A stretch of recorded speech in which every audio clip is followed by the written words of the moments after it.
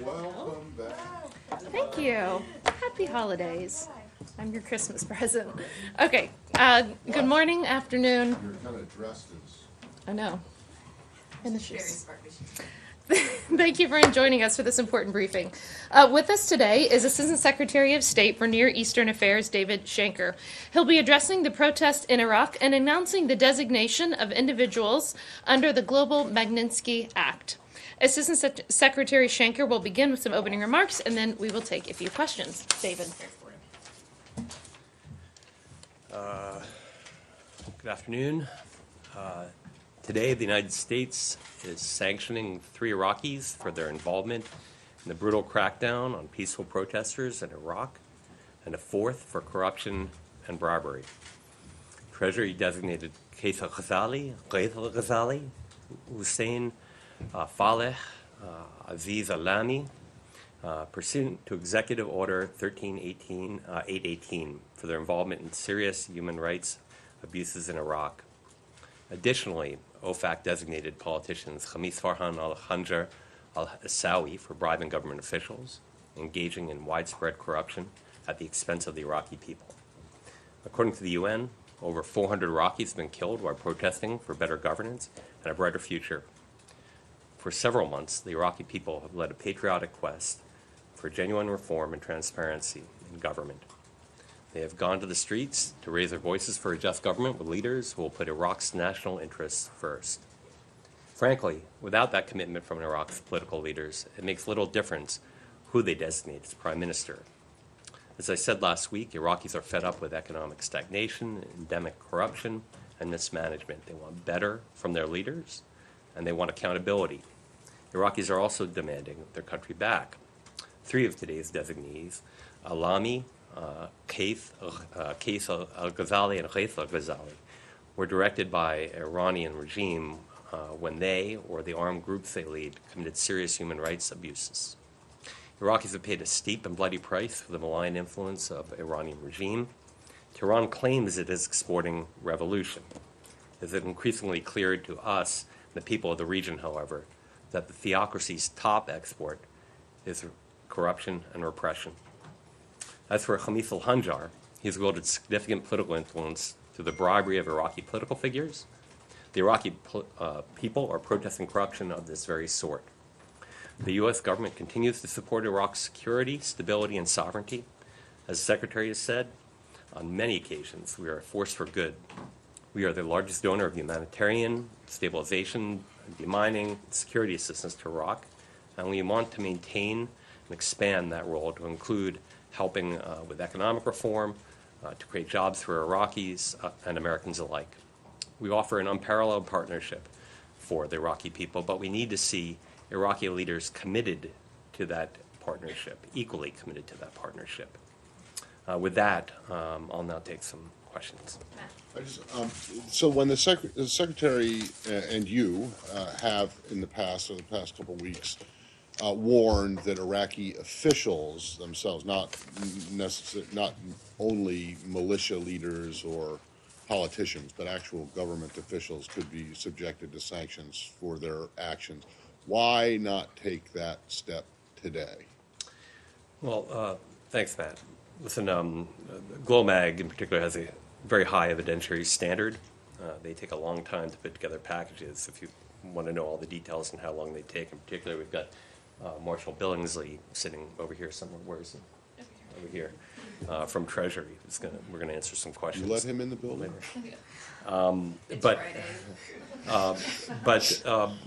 You know, we're not done. This is an ongoing process. These designations don't prejudice future. No, I'm not suggesting. And we will be doing further designations in the future, which I. Well, does that answer mean that you haven't compiled enough evidence against actual officials? I'm not going to say which ones that we're working on. No, I'm not asking for names, but is that still in the works? And do you put out the same warning to them that if this continues, they're going to get... If you are a gross violator of human rights, if you're perpetrating violence against protesters, regardless of whether you're in the government or outside the government, you're at risk of being designated, absolutely. Nadia? Thank you. Hey, Nadia. Thank you. How are Good you? to see you, David. So some people say when three of these people that you have listed are militias that belong to Asa'ib Ahl al-Haq, I believe. Yes. Some people will say, what is the effective of these sanctions? These guys don't have bank accounts in the U.S. They don't travel to the U.S. So it's just a symbolic sanctions. So how do you respond to that? Well, we are holding these people to account. When possible, we're going after the assets, regardless of whether the Iraqi government holds these people to account. We are holding them to account in the ways that we can. And there is an impact, but it is first and foremost symbolic, but in many cases also has a financial impact on the ability of these people to travel and do business elsewhere. Would you also hold the Iraqi government officials who deal with them accountable? Will they be also under sanction if they deal with them directly? I'm going to defer to Marshall on that. My belief is yes. We'll follow up. We'll get that answer for you. Francesco? Hi, thanks. Hi. How worried are you about Iran's involvement in the negotiations for the formation of a new government in Baghdad, and will you be ready to work with any prime minister if you feel he's too close to Iran? Well, okay, there's two parts to that question. Listen, the United States government will work with anyone in the Iraqi government who is willing to put Iraqi interests first. Right? This is a sine qua non. But we see in the process of establishing a new government or determining who the next prime minister will be, that Qasem Soleimani is in Baghdad working this issue. It seems to us that foreign terrorist leaders or military leaders should not be meeting with Iraqi political leaders to determine the next premier of Iraq. And this is exactly what the Secretary says about being perhaps the textbook example of why Iran does not behave and is not a normal state. This is not normal. This is not reasonable. This is unorthodox, and it is incredibly problematic, and it is a huge violation of Iraqi sovereignty. Amira? Thank you for this. Over the past couple of days, there has been some reports about Pentagon officials citing fresh intelligence about maybe potential new aggression from Iran. Do you have similar intelligence? What targeted and specific and new steps would you be taking to counter that, to avoid another upcake? Well, listen, there's a couple of different reports coming out about Iran. There's been great attention lately being paid to these reports about Iranian ballistic missiles being stored in Iraq. This is something that actually Secretary Pompeo tweeted about in 2018, and something that I have said for the past 4 or 5 months on the record and on background in the bullpen and elsewhere to all of you. And I think this is drawing greater attention, particularly as Iranian-backed militias are now shelling Iraqi bases with American and anti-ISIS coalition forces on them, Balad, al-Assad, etc. So this is something of great concern. The Iranians oftentimes, or have certainly in the past, taken aggressive action when they feel under pressure. We see that in the response to, for example, the maximum pressure campaign working over the months, past 5-6 months. Iran has become increasingly more aggressive. There's a trajectory, right, where they have first increased the operational tempo of the Houthis against the Saudis, then raise the rhetoric and the temperature in Iraq against U.S. personnel, moving on from there, scuttling boats in Fujira, then kidnapping boats, then shooting down U.S. drones in international airspace, and most recently, the Abqaiq, targeting directly with their own missiles Saudi oil facilities. David, sorry, so you can confirm the attack on Balad? Is that what you just mentioned? I just want to make sure. An attack on Balad occurred. This one that was just reported, I guess, overnight. An attack occurred. What I? So I mean, you I'd say mentioned that we're waiting for full evidence, but All right. if passed as any, And if then- passed as prologue, I'd say that there's a good And chance then, it was Iran was you seem behind to it. suggest right now that the maximum pressure campaign is a success because it has resulted in greater Iranian aggression and shooting down U.S. drones. No, that's maybe that's what you inferred. No, that's well, no, that's The pressure I think the campaign way- is working. They are clearly under fearing pressure, and they are lashing Yeah, out. but They're if that's a also success, I mean, they're also isn't- having double-digit negative growth. Fair They are enough. also, the people in the streets are protesting against the regime for its corruption and for its economic mismanagement. surely for the- spending all the money of the Iranian people Surely the metric- on militias abroad, surely like the, in the like surely the in- metric for the success of U.S. policy, foreign policy anywhere, not just with Iran, is that the other country is less aggressive and less likely to shoot There's down a- U.S. drones No, Matt, or there's a- attack U.S. bases. To be or fair, threaten. things sometimes get worse before they get better in those terms. Okay, Saeed. Thank you. Thank you, sir. Should the United States take some blame for the current situation in Iraq? I mean, after all, قيس الخزعلي, ليث الخزعلي, اللامي, عصاب أهل الحق, الحشد الشعبي, they have been there for a very long, long time. In fact, they flourished in the early years of the occupation and sometimes cooperating with the Americans and so on. That's one. And second, would you support, let's say, redrafting another constitution? Because this constitution is really what thrusted Iraq where it is today. Thank you. Yeah, thank you. So I'm not going to weigh in about whether we should take blame for Qais Ghazali or Khalid Ghazali. These people were there. They're indigenous to Iran. They existed. U.S. forces did not kill them. We tried to work with whoever we could work with at the time. That said, whether Iraq should have a new constitution, this is up to the people of Iraq. I can tell you right now they are working on a new electoral law. They are working on developing an independent electoral commission. But yeah, they certainly need reforms.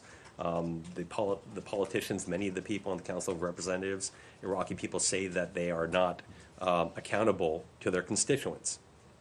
And I don't know what the solution is for that, but the Iraqi people, I think, want some significant reform, both economic reform, fight against corruption, and in terms of their political system. Go ahead. Yes, yesterday in a briefing, a senior official said Iraq is limited in what they can do in terms of sovereignty. How you are planning to help them? What is the U.S. strategy? Just only sanctions? We're doing sanctions. We're working to help Iraq government strengthen institutions. We are encouraging neighbors not to meddle and undermine these institutions within the country and to corrupt politicians. So we are doing what we can. We are 5,000 miles away. We are the leading provider of foreign assistance to Iraq. And we work very closely with the Iraqi government. But as Adel Abdul-Mahdi has said, Iran is our neighbor. The United States is our friend. I believe we are a force of good there, but we are also 5,000 miles away. We are helping fight ISIS in Iraq, and we are helping to build a capable security apparatus. And we're trying to hold accountable those who are killing protesters, inciting violence, and undermining the basic rights of the Iraqi people. At the same time, we are helping the Iraqi people by doing things that the Iraqi people are demanding that their government has not been so successful with. We've, over the past 4 months, I believe, rehabilitated some 500 schools, 100 plus hospitals, 50 water treatment facilities.